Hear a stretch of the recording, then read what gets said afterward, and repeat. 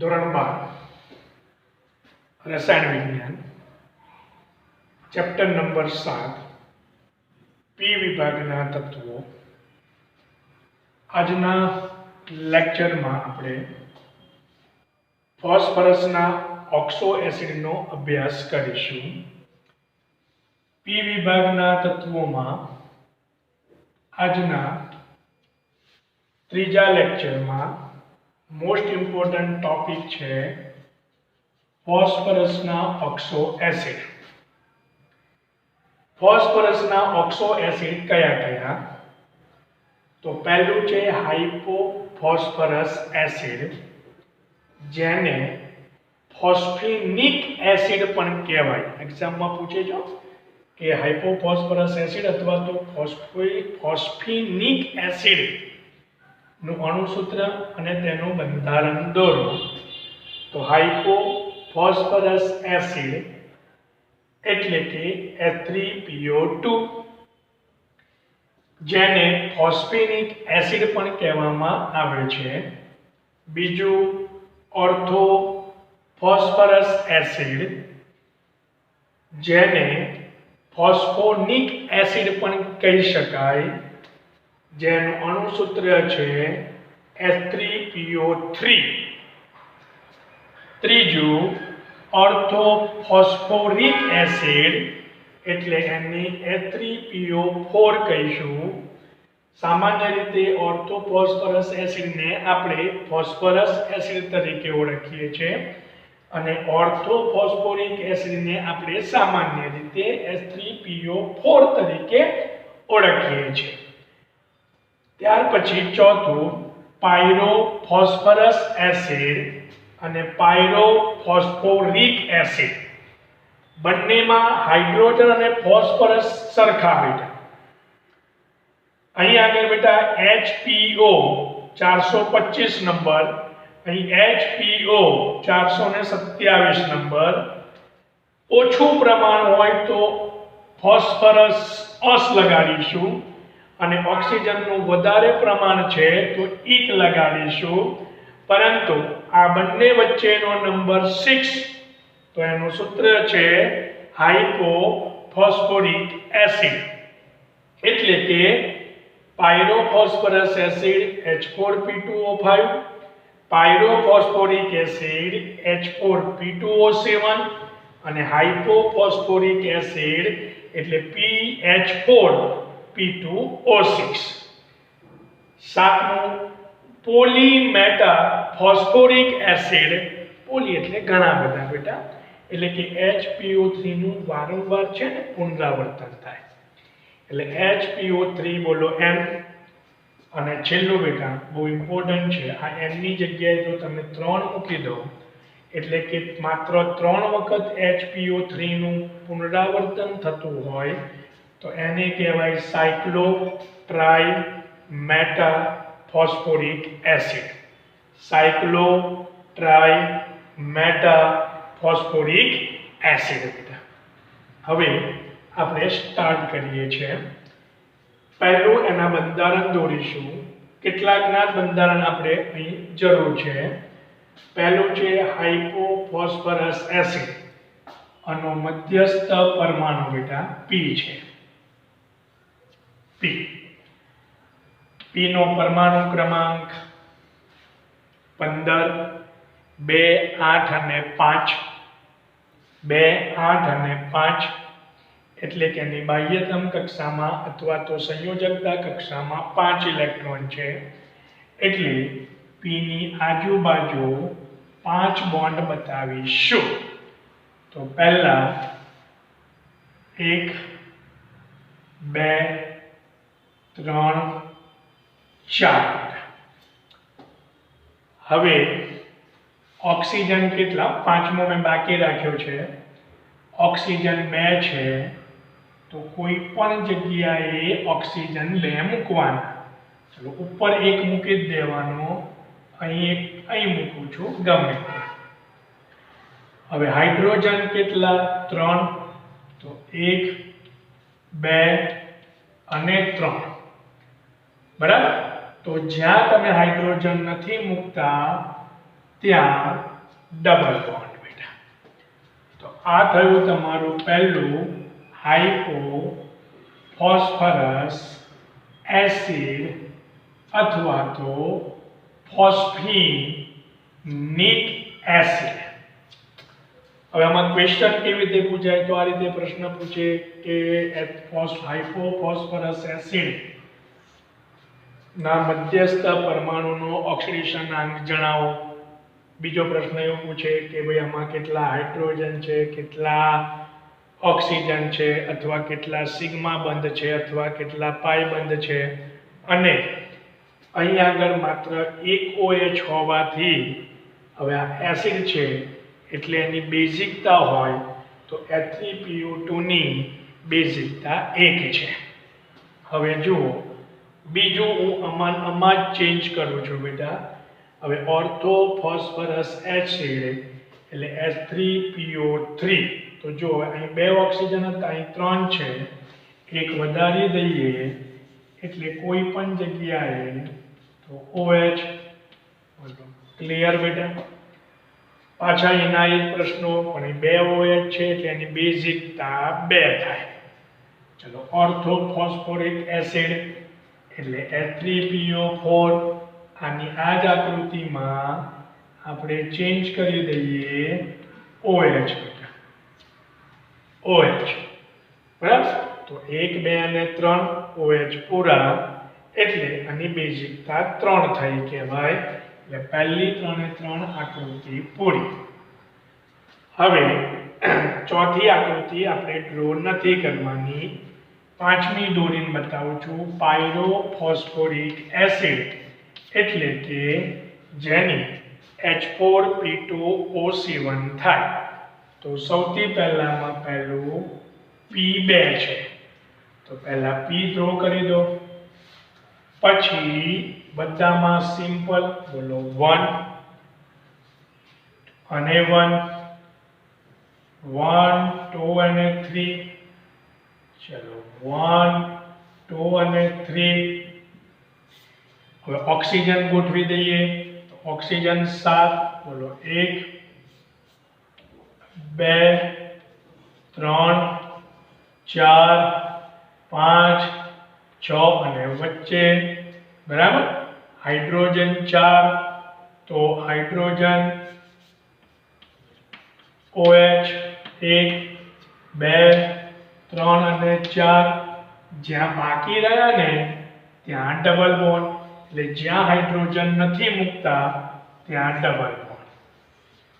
તો અહીં 1 2 3 અને 4.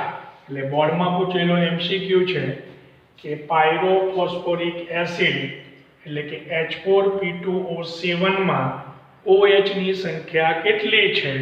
તો 1 2 3 અને 4. તો આ ગયું તમારું પાયરોફોસ્ફોરિક એસિડ.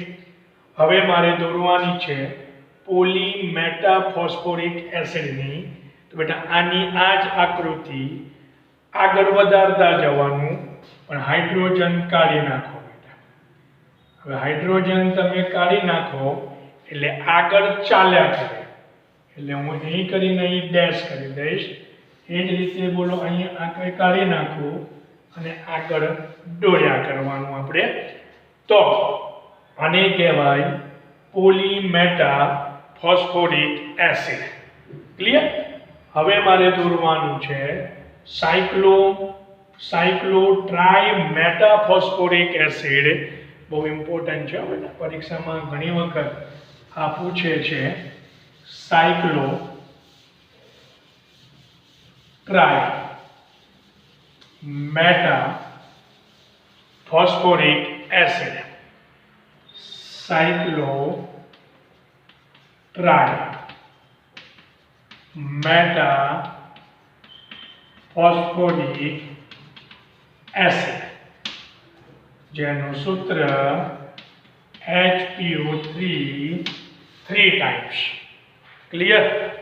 તો અહીંયા આગળ સૌથી પહેલા P3 છે. જુઓ તો એક P,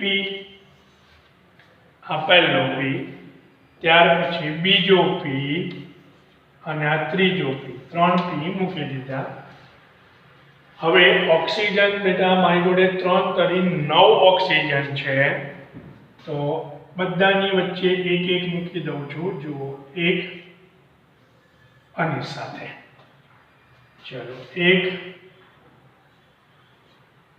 આની સાથે, ક્લિયર.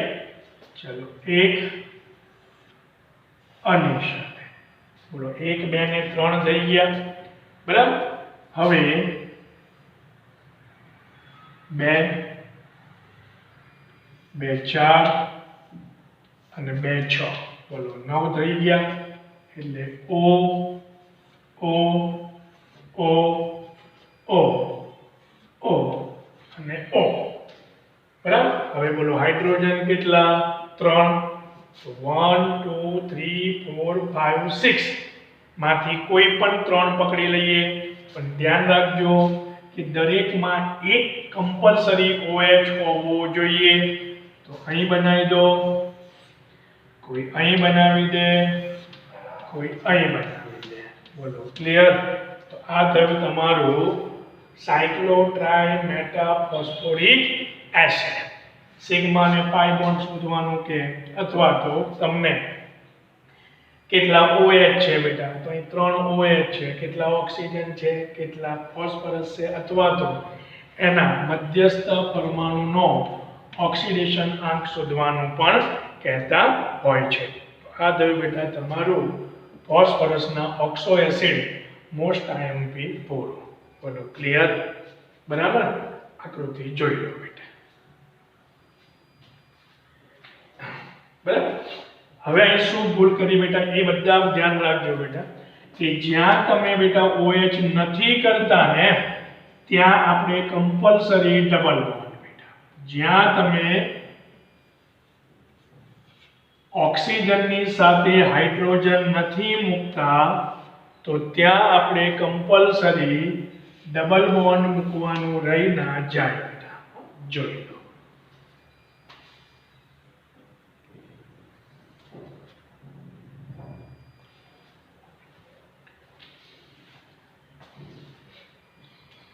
ક્લિયર. ચલો હવે એક પદ્ધતિ ઇમ્પોર્ટન્ટ છે બેટા, પરીક્ષામાં ઘણી વખત પૂછે છે. ઓસ્વાલ્ડ પદ્ધતિ અને એના રાસાયણિક ગુણધર્મો નાઇટ્રિક એસિડના. તો HNO3 ની બનાવટ એટલે કે ઓસ્વાલ્ડ પદ્ધતિ નું વર્ણન કરો. HNO3 ની બનાવટ અથવા ઓસ્વાલ્ડ પદ્ધતિનું વર્ણન કરો. તો ઓસ્વાલ્ડ પદ્ધતિ દ્વારા મારે HNO3 બનાવવો હોય તો જરૂરી પદાર્થ કયો લેવાનો? તો મેઇન પદાર્થ છે બેટા એમોનિયા. આ એમોનિયાથી તમે HNO3 બનાવી શકો છો. તો સૌથી પહેલામાં પહેલું મારે HNO3 બનાવવું છે, એટલે કે એનો મતલબ 3 ઓક્સિજન લાવે છે. તો પહેલા હું 1 ઓક્સિજન વાળો પદાર્થ બનાવીશ, પછી 2 વાળો, અને છેલ્લે HNO3 3 વાળો. સૌથી પહેલામાં પહેલું NO મારે બનાવવું છે, તો એમોનિયા લેવાનું.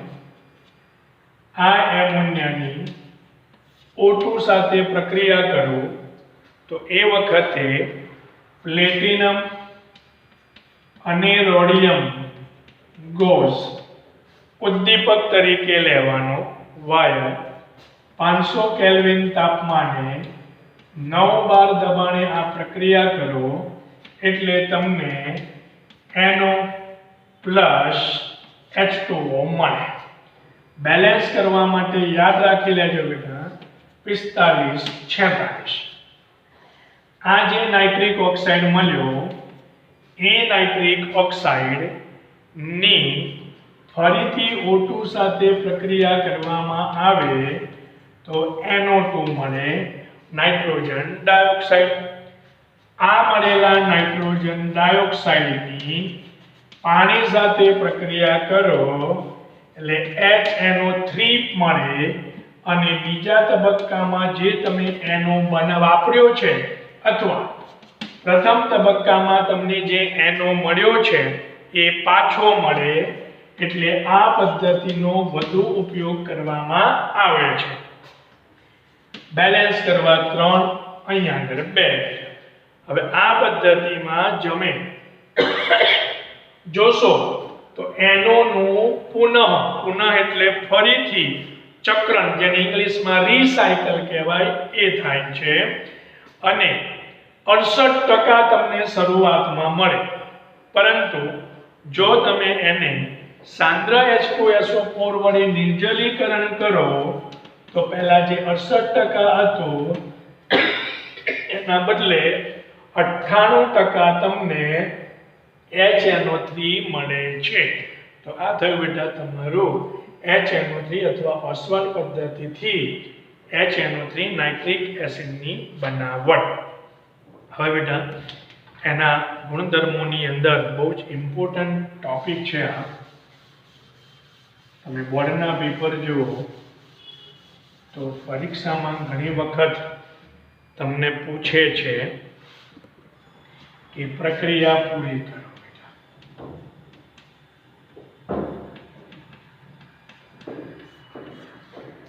બરાબર, તો એમાં Cu પ્લસ HNO3 બેટા,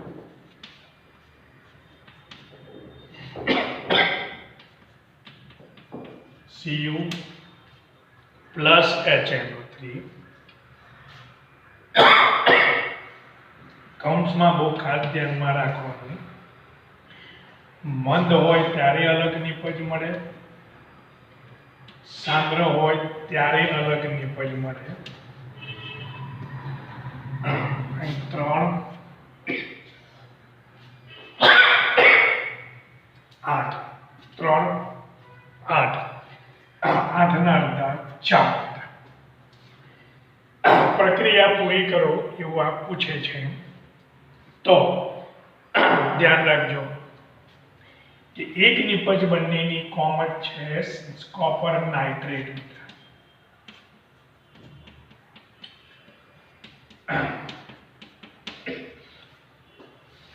બીજી નિપજ પણ લાસ્ટ જે પાણી છે બેટા એ પણ. આની અંદર બસ હવે ખાસ જોવાનું કે તમે કયો HNO3 લીધેલો છે. જો મંદ લીધેલો હશે તો NO મળશે, એટલે કે ઓછા ઓક્સિજન વાળો, અને સાંદ્ર લીધેલો હશે તો વધારે ઓક્સિજન વાળો, એટલે NO2 બેટા. બસ આટલું યાદ રાખવાનું કે મંદ હોય તો NO મળે અને સાંદ્ર હોય તો NO2 મળે. બેલેન્સ આના ઉપરથી તમે કરી શકો છો બેટા. હવે એ જ રીતે જો Zn લઈ લે બેટા, Zn plus HNO3, Zn plus HNO3 કૌંસમાં જો મંદ લઈશું અને સાંદ્ર લઈશું તો શું બને? તો હમણાં જ કીધું બંનેની નિપજ કોમન છે. અહીં 10, અહીં 4 બેટા, અને અહીં પણ 4. સાંદ્રમાં બંનેમાં 4 લીધેલા છે. અહીં Zn NO3 twice, Cu NO3 twice, plus H2O plus H2O. Clear? બસ હવે અહીં જોવાનું કે મંદ હોય તો કાં NO મળશે કાં N2O મળશે. તમે NO લીધો એટલે અહીં N2O લઈ લઈએ, એટલે ઓક્સિજન ઓછા વાળું.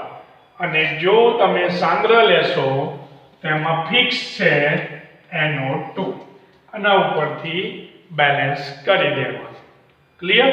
તો ફરી મંદ લેશો HNO3 તો કાં NO મળશે કાં N2O મળશે, પણ સાંદ્ર લેશો તેમાં કોઈ ઓપ્શન નથી, એમાં NO2 જ મળે છે. જેમ આપણે ધાતુ સાથે પ્રક્રિયા કરી એમ અધાતુ સાથે પણ પ્રક્રિયા પરીક્ષામાં પૂછે છે. તો હું હોમવર્કમાં બેટા તમને કરવાની આપું છું કે ઇમ્પોર્ટન્ટ છે, એ પણ પરીક્ષામાં પૂછે છે. તો સૌથી પહેલા આયોડિન પ્લસ HNO3, અને બીજું કાર્બન પ્લસ HNO3, ત્રીજું P4 પ્લસ HNO3 અને S8 પ્લસ HNO3. હવે પ્રશ્ન થાય કે સર તમે આ કયો HNO3 લીધેલો છે? તો બધામાં સાંદ્ર લઈએ છે. એટલે સાંદ્ર લઈએ તો આપણે હમણાં જ કીધું કે વધુ ઓક્સિજન વાળો NO2 બને. ક્લિયર? એટલે એક નિપજ તો બોલો બધામાં કોમન થઈ ગઈ, NO2 NO2 NO2 NO2. બીજી નિપજ પણ પેલો ક્લિયર, કારણ કે હાઇડ્રોજન ને ઓક્સિજન દેખાય એટલે H2O H2O H2O H2O. બોલો ક્લિયર? બસ હવે જે આગળની નિપજ છે ભાઈ એ તમને હું આપું છું જાતે કરવા કે આયોડિન હોય તો કયો એસિડ બને, કાર્બન હોય તો કયો એસિડ બને અથવા ઓક્સાઇડ બને, સલ્ફર હોય તો કયો એસિડ બને અને ફોસ્ફરસ હોય તો કયો એસિડ બને છે. કારણ કે બે નિપજ તો આપણી ફિક્સ છે, એક NO2 બધામાં અને બીજી H2O. ક્લિયર? બેલેન્સ પછી કરવાનું હોય. પહેલામાં 10 I2 જોડે 10, કાર્બન જોડે 4. બરાબર? હવે ફોસ્ફરસ જોડે શાંતિથી જો 4 છે તો 4 પછી બોલો 5 કિંમત આવે એટલે અહીંયા આગળ લખવાનું બેટા 4 × 20. હવે સલ્ફર જોડે લઈએ તો બોલો અહીંયા આગળ તમે લીધું 5 એટલે અહીંયા આગળ એનાથી વધારે કિંમત લઈ લો, બોલો 6 8 48 બેટા. તો આ થયું તમારું પ્રક્રિયા પૂરી કરો. હવે એક પ્રયોગશાળામાં મેં તમને શીખવાડી દીધું છે બેટા. પ્રયોગશાળાની અંદર આપણે કથ્થઈ રંગની વીંટી એટલે કે NO3 માઇનસ આયન શોધવા માટે આપણે એક કસોટી કરીએ છીએ જેને વીંટી કસોટી કહેવામાં આવે છે. એટલે પ્રયોગશાળામાં NO3 માઇનસ આયનની હાજરી જાણવા માટે વપરાતી પદ્ધતિને વીંટી કસોટી કહેવામાં આવે છે. તો આ થયો તમારો સમૂહ 15 ટોટલ પૂરો બેટા. ક્લિયર? બાય.